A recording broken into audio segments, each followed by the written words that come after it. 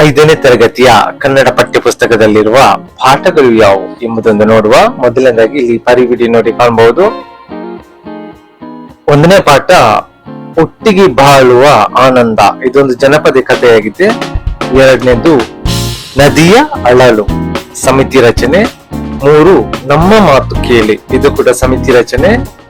4 ಸುಳ್ಳು ಹೇಳಬಾರದು, ಬೋಳುವಾರು ಮೊಹಮ್ಮದ್ ಕುಂಜಿ, ಇದರ ಕೃತಿಕಾರರು. 5ನೇದಾಗಿ ಪಂಜರ ಶಾಲೆ, ವಿ ಕಾರಂತರ್ ಅವರು ಬರೆದದ್ದು.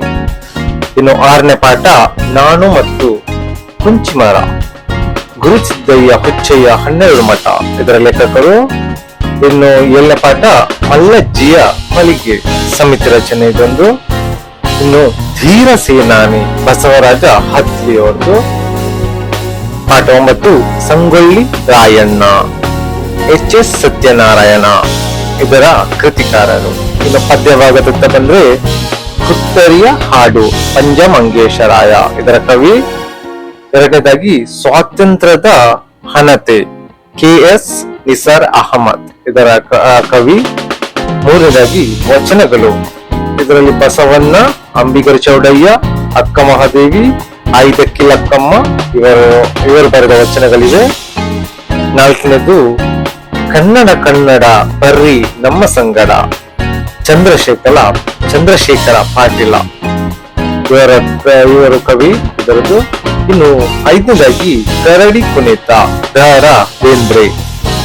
6 ಬೇವು ಬೆಲ್ಲದೊಳಿದ್ದೇನು ಫಲ, ಪುರಂದರದಾಸರು, ಇದರ ಕೃತಿಕಾರರು, ಕವಿ. ಮಗುವಿನ ಮೊರೆ ಸಿದ್ದಯ್ಯ ಪುರಾಣಿಕ, ಇದು 7ನೇ ಪದ್ಯ. 8ನೇದಾಗಿ ಮೂಡಲ ಮನೆ ಚಂದ್ರಶೇಖರ ಕಂಬಾರ. ಇನ್ನು 9ನೇದು ಪದ್ಯ ಭುವನೇಶ್ವರಿ ಡಿ.ವಿ. ಸತ್ಯನಾರಾಯಣ ರಾವ್. ಇನ್ನು ಪೂರಕ ಪಾಠಗಳಿದೆ ನೋಡಿ. ಪ್ರಾಮಾಣಿಕತೆ, ಮೆಚ್ಚಿನ ಗೊಂಬೆ, ಕಾಮನ ಬಿಲ್ಲು, ನನ್ನ ರಟ್ಟೆ ಬಲ, ನನ್ನ ಕವಿತೆ ಇವೆಯೇ. ಇನ್ನು ಗದ್ಯ ಭಾಗ ನೋಡ್ಬೋದು ಇಲ್ಲಿ ನೋಡಿ. ನಾನು ಸ್ಕ್ರೋಲ್ ಮಾಡ್ತಾ ಹೋಗ್ತೇನೆ. ಇದು ಟೆಕ್ಸ್ಟ್ ಬುಕ್ PDF ಅಲ್ಲಿ 5ನೇ ಪಾಠದ್ದು. ಸೊ ನೋಡ್ಬೋದು, ಭಾಷಾಭ್ಯಾಸ ಎಲ್ಲ ಇವೆ ಇಲ್ಲಿ ನೋಡಿ. ಇದು 2ನೇ ಪಾಠ ನದಿಯ ಅಳಲು. ನೋಡಿ ಇಲ್ಲಿ ಪದಗಳ ಅರ್ಥಗಳಿವೆ, ಅಭ್ಯಾಸ ಈ ತರ. ಇನ್ನು 3ನೇ ಪಾಠ ನೋಡುವ. ಇದೆ ನಮ್ಮ ಮಾತು ಕೇಳಿ.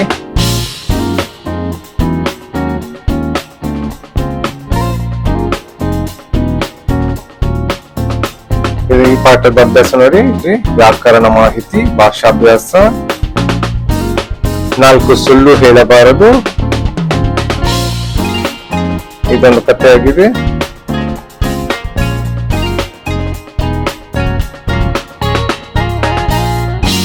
ಇಲ್ಲಿ ಇದೆ ನೋಡಿ, ಇದರ ಭಾಷಾಭ್ಯಾಸ ಪ್ರಶ್ನೋತ್ತರಗಳು. ಈಗ 5ನೇ ಪಾಠ ಪಂಜರ ಶಾಲೆ ನೋಡಿ. ಪಂಜರ ಶಾಲೆ, ಅದು ಕೃತಿಕಾರರ ಪರಿಚಯ ನೋಡಿ. ಸೊ ವ್ಯಾಕರಣ ಮಾಹಿತಿ, ವಿಭಕ್ತಿ ಪ್ರತ್ಯಯ ಇತ್ಯಾದಿಗಳಲ್ಲಿ ಭಾಷಾಭ್ಯಾಸ. 6ನೇದು ನಾನು ಮತ್ತು ಕುಂಚಿಮರ ಇಲ್ಲಿದೆ.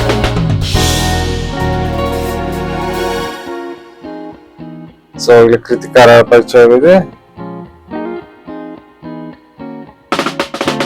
ಇನ್ನು 7ನೇದು ಮಲ್ಲಜ್ಜಿಯ ಮಳಿಗೆ.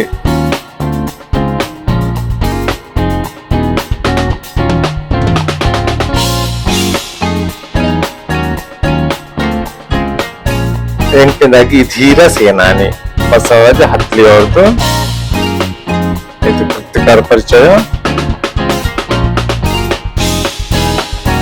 ಸಂಗೊಳ್ಳಿ ರಾಯಣ್ಣ,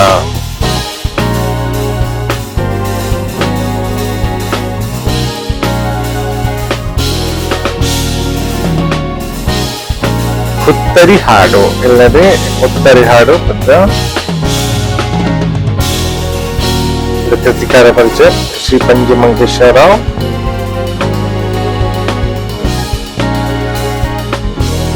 ಇನ್ನು ಸ್ವಾತಂತ್ರ್ಯದ ಹಣತೆ ನೋಡ್ಬೋದು. ನಿಸಾರ್ ಅಹಮದ್ ಅವರ ಕೃತಿಕಾರ ಪರಿಚಯವಿದೆ ನೋಡಿ. ವಚನಗಳು ಬೇರೆ ಬೇರೆ ವಚನಗಳಿವೆ ಇಲ್ಲಿ.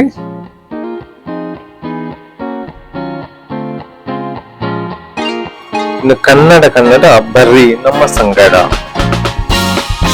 ಇಲ್ಲದೆ ಚಂದ್ರಶೇಖರ ಪಾಟೀಲ್ ಅವತ್ತು ಕೃತಿಕಾರ ಪರಿಚಯ. ಕರಡಿ ಕುಣಿತ ದ ರಾ ಬೇಂದ್ರೆ ಅವ್ರದ್ದು ನೋಡು. ಹೌದು, ದ ರಾ ಬೇಂದ್ರೆ ಕೃತಿಕಾರರು.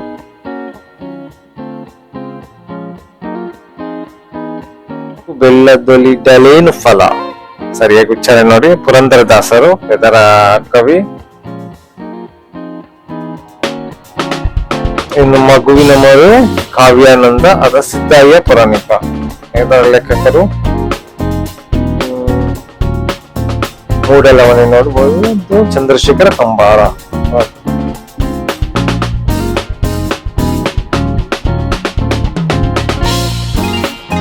ಭುವನೇಶ್ವರಿ,